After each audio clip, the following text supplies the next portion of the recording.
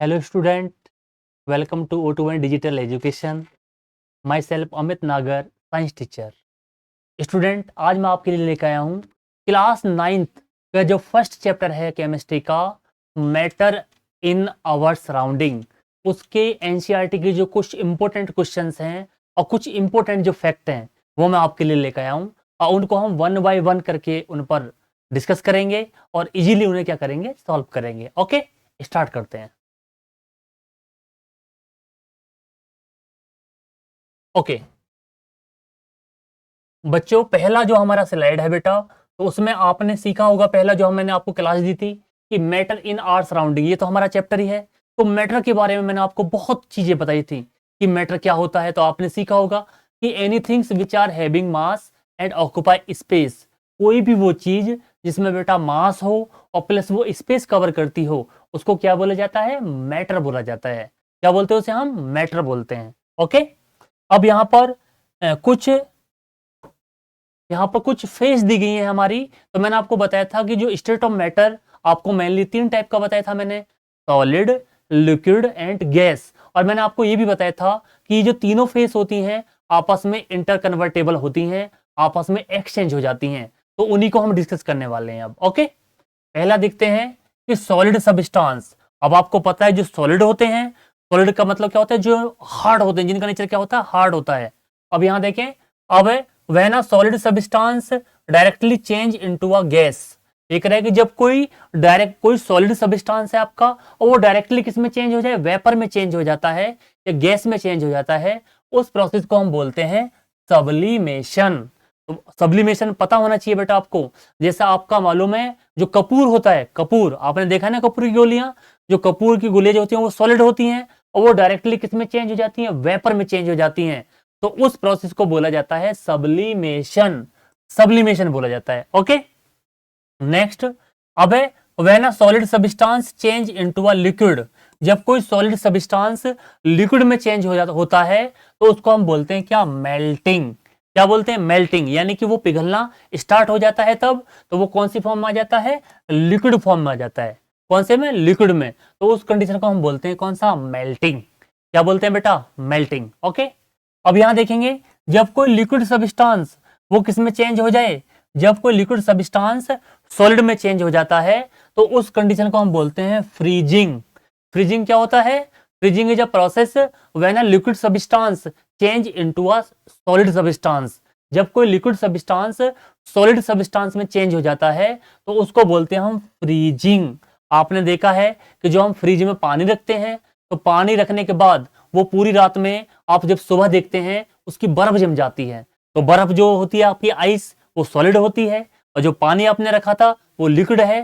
तो वो किस तरह से किस में चेंज हो गया? वो लिक्विड से क्या बन गया? सॉलिड बन गया. और उस कंडीशन को हम बोलते हैं कौन सा? फ्रीजिंग. क्या बोलते हैं उसको हम बेटा? फ्रीजिंग बोलते हैं. ओके, नेक्स्ट, अब यहां देखें, when a liquid substance change into a gas, कोई जो लिक्विड सब्सटेंस है जब वो वेपर बनना स्टार्ट हो जाए या वो गैस बनना स्टार्ट हो जाए तो उस कंडीशन को हम बोलते हैं बेटा वेपोराइजेशन. क्या बोला जाता है उसको? वेपोराइजेशन बोला जाता है.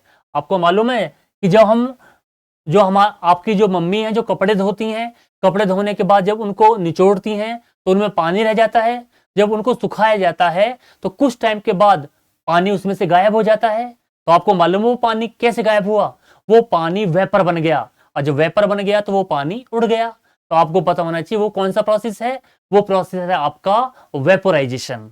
कौन सा प्रोसेस है? वेपोराइजेशन. ओके, नेक्स्ट, अब ये पता नेक्स्ट है कि when a gas substance change into a liquid, आपको मालूम है कि जो गैस होती है वो कूलेंट होने के बाद वो लिक्विड फॉर्म में चेंज हो जाती है और उस प्रोसेस को हम बोलते हैं कंडेंसेशन.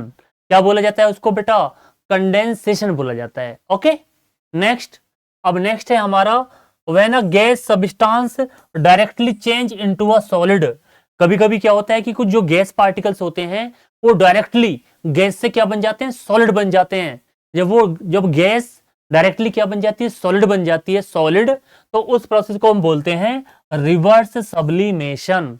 उसको क्या बोला जाता है? उसको रिवर्स सब्लिमेशन बोला जाता है. ओके, आई होप आपको ये फैक्ट समझ में आए होंगे. ओके, कि क्या सब्लिमेशन होता है, क्या आपका फ्रीजिंग होता है, क्या आपका रिवर्स सब्लिमेशन होता है, क्या आपका कंडेंसेशन होता है, और क्या आपका वेपोराइजेशन होता है। ओके, अब हम नेक्स्ट स्लाइड पे मूव करते हैं। अब जो नेक्स्ट स्लाइड है वो आपके लिए कुछ क्वेश्चंस हैं।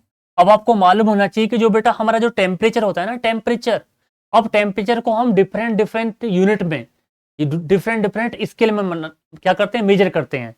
तो पहला आपको पता है कि टेम्परेचर को डिग्री सेल्सियस में भी नापा जाता है, टेम्परेचर को आप केल्विन में भी नापते हैं, और टेम्परेचर को आप फ़ारेनहाइट में भी मापा जाता है। तो आप हम इन जो आपके जो टेम्परेचर की जो स्केल्स हैं, इनको आपस में हम इंटर कन्वर्ट कर लेते हैं, यानी कि इनकी जो यूनिट्स हैं उनको आपस में चेंज कर लेते हैं। तो आप देखते हैं कि किस तरह से हम किस टेम्परेचर की जो यूनिट्स है उसको दूसरी यूनिट में कैसे कन्वर्ट करते हैं। ओके, तो पहला क्वेश्चन है हमारा, पहला क्वेश्चन ये कह रहा है convert the following temperature to the Celsius. अब यहाँ पे जो हमें टेम्परेचर दे रखा है बेटा, वो दे रखा है केल्विन में।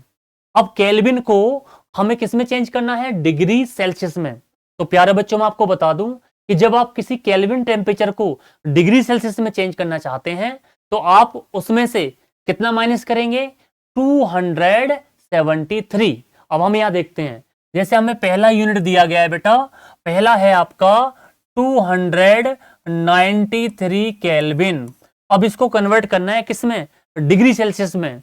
तो आप इसमें से कितना माइनस करेंगे, 273। जब आप इसमें से 273 माइनस करेंगे तो ये किस में आएगा निकलकर, ये हमारा आ जाएगा 20 डिग्री सेल्सियस। अब ये किस में कन्वर्ट हो गया, ये हमारा कन्वर्ट हो गया डिग्री सेल्सियस। किस में कन्वर्ट हुआ बेटा, डिग्री सेल्सियस में। अब हम नेक्स्ट एग्जांपल लेते हैं, बी वाला हमारा एग्जांपल है आपका कितना, 470 केल्विन। इसको आपने चेंज करना है किसमें, किसमें चेंज करना है, डिग्री सेल्सियस में। तो आप दोबारा से इसमें से कितना माइनस करेंगे, 273। तो जब आप इसमें से 273 माइनस करेंगे तो आपकी वैल्यू आएगी 198 डिग्री सेल्सियस।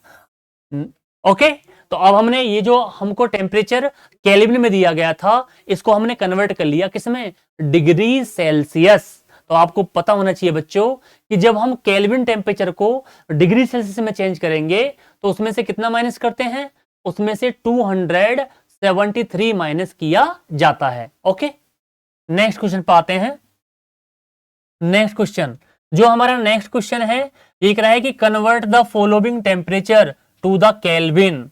अब यहां पे उल्टा पूछा गया है बेटा, आप पहले क्या कर रहे थे कि केल्विन टेम्परेचर को चेंज कर रहे थे डिग्री सेल्सियस में, लेकिन यहां पे क्या कह रहा है, यहां पर हमें टेम्परेचर दिया गया है डिग्री सेल्सियस में और हमको चेंज करना है उसे किसमें, केल्विन में। तो आपने क्या करना है इसमें, इस केस में आप क्या करेंगे कि जो हमको डिग्री सेल्सियस में यूनिट दी गई है आप उसमें कितना ऐड करेंगे, 273। उसमें हम कितना करते थे, माइनस करते थे 273, और इसमें हम क्या करेंगे, प्लस करेंगे कितना, 273। तो देखते हैं यहां पर पहला हमें दे रखा है 225 डिग्री सेल्सियस।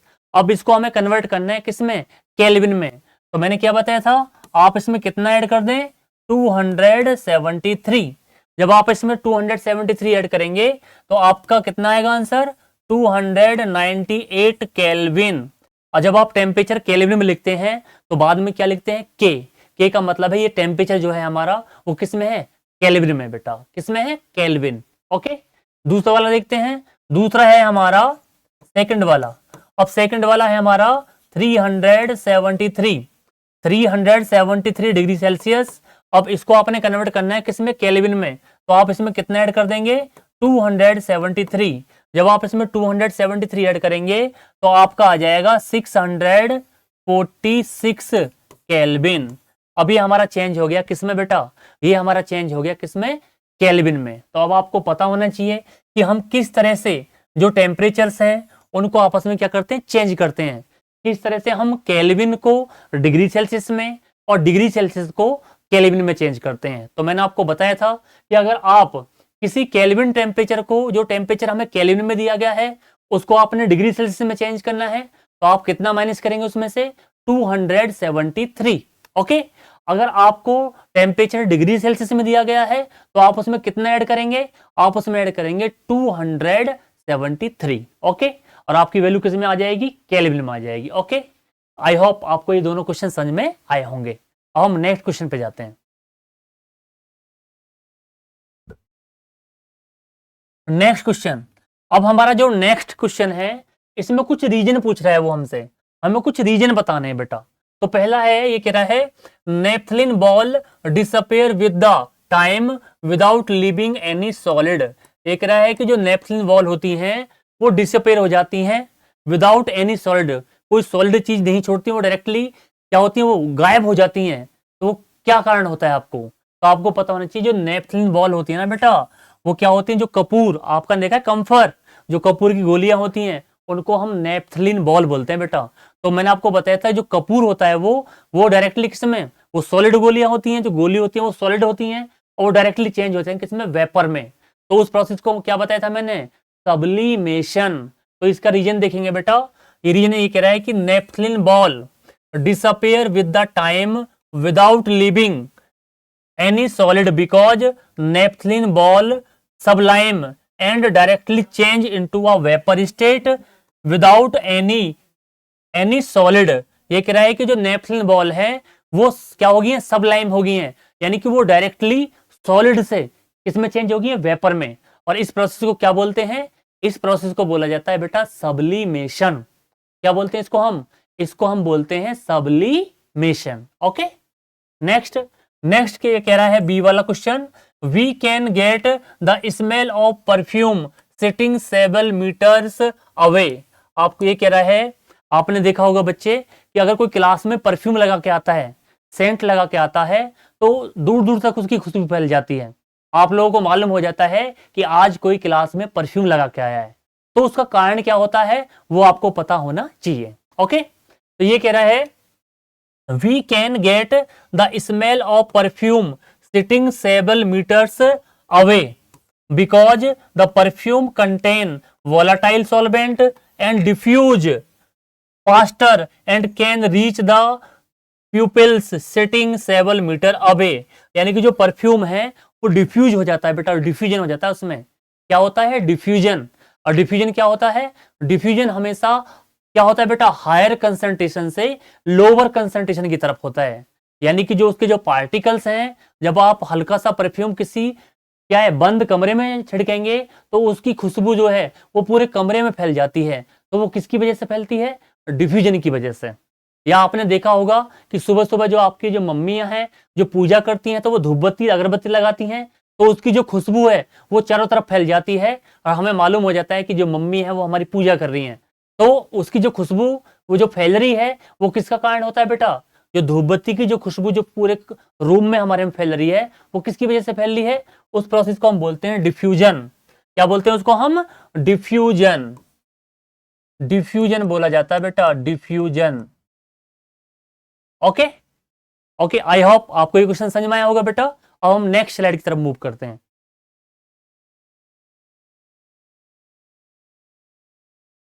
नेक्स्ट स्लाइड, अब हमारी जो नेक्स्ट स्लाइड है उसमें क्वेश्चन नंबर 4, ये इसमें कह रहा है arrange the following substance in increasing order of a force of attraction of a particles. अब इसमें हमें कुछ पार्टिकल दे रखे हैं, कोई सॉलिड है, कोई लिक्विड है और कोई गैस है। अब एक रहा है इनको इंक्रीजिंग ऑर्डर में लगाना है फोर्स ऑफ अट्रैक्शन।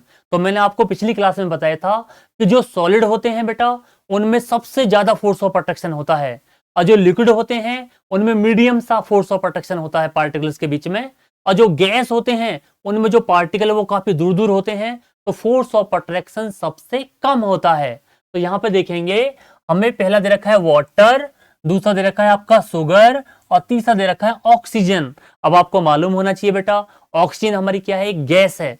तो जब गैस है तो गैस में फोर्स ऑफ अट्रैक्शन सबसे कम होता है। तो सबसे पहले कौन आने वाला है, सबसे पहले आने वाला है आपका कौन सा, ऑक्सीजन। ऑक्सीजन में फोर्स ऑफ अट्रैक्शन सबसे कम होगा। उसके बाद आपका आएगा कौन, लिक्विड, और लिक्विड हमारा क्या है, वाटर।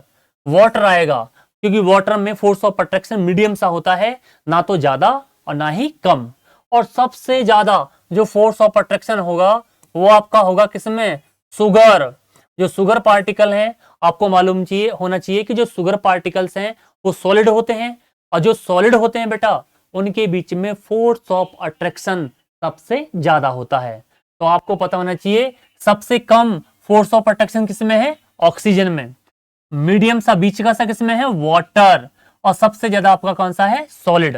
तो पता होना चाहिए ऑक्सीजन हमारा एक गैस है, वाटर किस फॉर्म में होता है आपका, लिक्विड फॉर्म में, और जो शुगर है वो आपका होता है कौन से, सॉलिड फॉर्म में। ओके, आई होप आपको समझ में आया होगा ये क्वेश्चन। अब हम नेक्स्ट क्वेश्चन की बात करते हैं। अब है नेक्स्ट क्वेश्चन हमारा, एक रहा है what type of a cloth should be wear in a summer. एक रहा है कि हमें गर्मियों में किस तरह के कपड़े पहनने चाहिए।